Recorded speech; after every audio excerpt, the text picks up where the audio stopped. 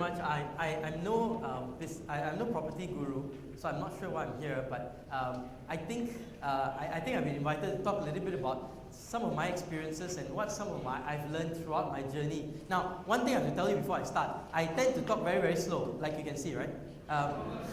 I do tend to talk very, very fast, and especially on things that I get very excited about. So if I do talk too fast, throw something over there, and I'll try and slow down a little bit.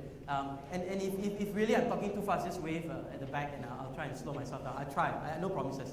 Okay, so let's talk a little bit about. I really want to talk about really essentially how do you become a good leader, because as a great entrepreneur, ultimately you're a great leader. Entrepreneurship is really, the heart of entrepreneurship is about leadership. And I'm going to start by talking a little bit about myself and some of the lessons I've learned. And then from there, we're going to look really at what it takes to be an entrepreneurship. Now, to be a great entrepreneur. Now, the problem is most of the time, right? We think that because we look at people and say, whoa, look at Steve Jobs, he just did it, became a superstar. Look at this guy, look at that guy. Problem is we don't really look deeper into their lives and understand some of the things that they've gone through before they reach that point. And that's what we will try and explore a little bit. Ken?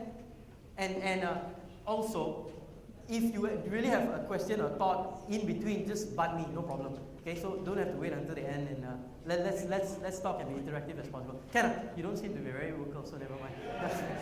Okay, so let me share a little bit of myself. Now, I worked for a company called General Electric, and I don't know whether it's fortunate or unfortunate for me. Every time I was good at what I did, so I did a job. Now, I did a job, and whenever I was really good and excelled at my job, when my boss loved me, when all my colleagues looked up to me, when I was like a star in the company, every time that happened, you know what they did? Those guys took me and put me in another job where I didn't know anything. And I was forced to start back from zero. I was forced, and they kept doing this 9 times. Every time I was really, really happy. In fact, on my 4th job, I was in New York City. I worked for a company called NBC. The year was 1997. NBC, I was put in a division called NBC News. And NBC News was probably the worst TV network, the worst news network in the whole US. They had 4, CBS, ABC, Fox, and NBC. And NBC was the worst. They were ranked number 4. And somehow, miraculously, 2 women died. Today's Women's Day. But that year, 2 famous women died. One was Princess Diana, another one was Mother Teresa. And NBC somehow covered Mother Teresa, NBC News, and decided to opt out of the Diana scandal. And the whole US decided to follow NBC, and we somehow became number 1 at that point in time. And somehow I became like a star together with the kind of the guys at News. And I was very happy. I was playing football there. I was, limo would drive me to work. My office was next to Conan O'Brien's studio, so every day, famous people would come, shake my hand first, and then go to the studio. Everything was great, and it was fantastic. And guess what? 6 months later, after this happened, okay, guys, we're taking you and we're putting you to another job. And I was so angry. No, I want to stay here. I love it. But no, you're going to go to a role where we start from scratch. And initially, I was very frustrated, because it's very frustrating to be really good at something and be forced to do something that you're not so good at. But on hindsight, right, as I start to look back and say, my goodness, because I was forced to go into a TV, forced to work in financial services, forced to work in aviation, a very complex, very compliant industry where everything cannot do one. Let's drive some change. Let's make this faster. Cannot. People will die. You want them to die? Are you willing to make people die? Your fault, Or FAA say this, DCA. So you got industries that are very complex and very regulated. And then you have industries like TV, where lots of creatives, a lot of people, hard to control. Producer will come to me and say, look, I'm going to buy $100,000 worth of snow and put it in the middle of August, and by evening, the snow will disappear. And there goes the 100,000. And you have to have discussions with producers and say, you're stupid, you're crazy, don't do that. And so I learned many, many different lessons. And I look back and said, hey, actually it's interesting. By forcing me to go out of my comfort zone every couple of years, I actually ended up learning and growing in a way that I'm very happy that I've reached this point. But at the same time, it was very frustrating, it's very painful. And interestingly, on my 8th job, I came back to Malaysia in 1999, and I came to run a business here, aviation business. And originally, the business GE had tried to turn around this business and was not very successful. And they were about to kind of let go of this business. And I was in the US at that time and I said, hey, let me come back to Malaysia. I'm from here. Let me come run this business. Let me turn around the business. So I said, okay, fine. You get this job, you turn around this business. But if you don't turn around the business, we will sell the business and we'll sell you along with the business. So, therein ends my GE sort of career. And I said, okay. And we came in there, and with the same people, we didn't fire a single person, the same Malaysians that were in the business, we moved this business to one of the top aviation businesses in the world. In fact, they used to take, 300 days to turn around an engine, and the best in the world do it in 40 days. We actually managed to turn this business to do it in 35 days. So we became the best in the world, in essence. And I was very, very tired, and so I took a break, and I said, I really want a break. And so GE gave me a sabbatical. They put me in a place where usually you send retired people, which is training centers, right? So I was sent to the GE training center, and at that time there was a CEO transition. And at that time, the new CEO, Jeff Immel, said, hey, I want you to get rid of all of Jack Welch's stuff and put in the new leadership material. So you're in charge of it. So I had to revamp the entire GE's leadership curriculum. And so I decided to do this. I went out and interviewed about 1,000 over CEOs. I met a guy called Herb Kelleher, who ran Southwest Airlines, a guy called Andrew Grove, who turned around Intel, Jack Welch, and a number of others. And as I talked to them, right, guess what I found? Very interestingly, similar journey, where they were forced to learn faster, they were forced to do things they hated, they were forced to struggle, and because of the experiences that they had, they actually became the person that they became. And it was interesting. So I started piecing one thing, and the other thing that was very interesting is each of them, very interestingly, had a very deep desire to learn. Now, let me ask you, how many of you like to learn? Okay, so these are all the liars in the room.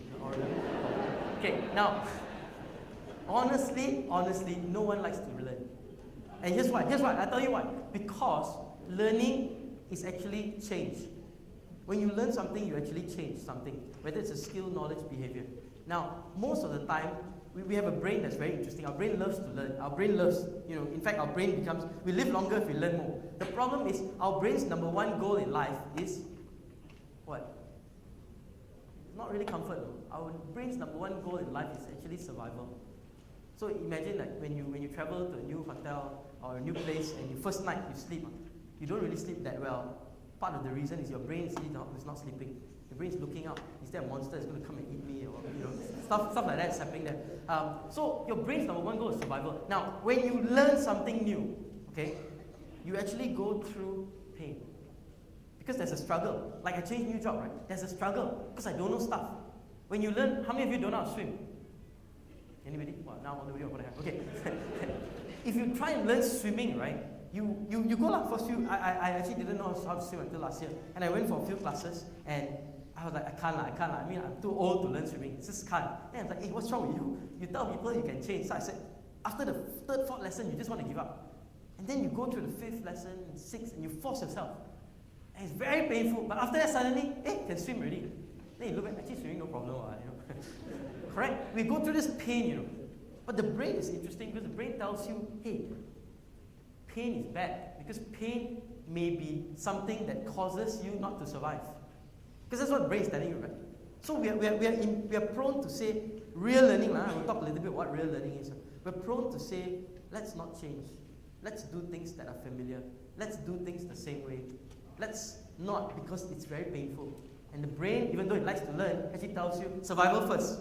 So let's not change. But I found this very interesting. There's one interview I had with Jack Welch, and Jack was telling me this story, or telling us this story, when in 1999, I think, when I was at GE at that time, and he basically revamped the whole GE. Now, in 1999, it was the year that Jack Welch was announced, just after he was announced, the greatest CEO that ever lived. He was announced by, Fortune basically made him the greatest CEO that ever lived.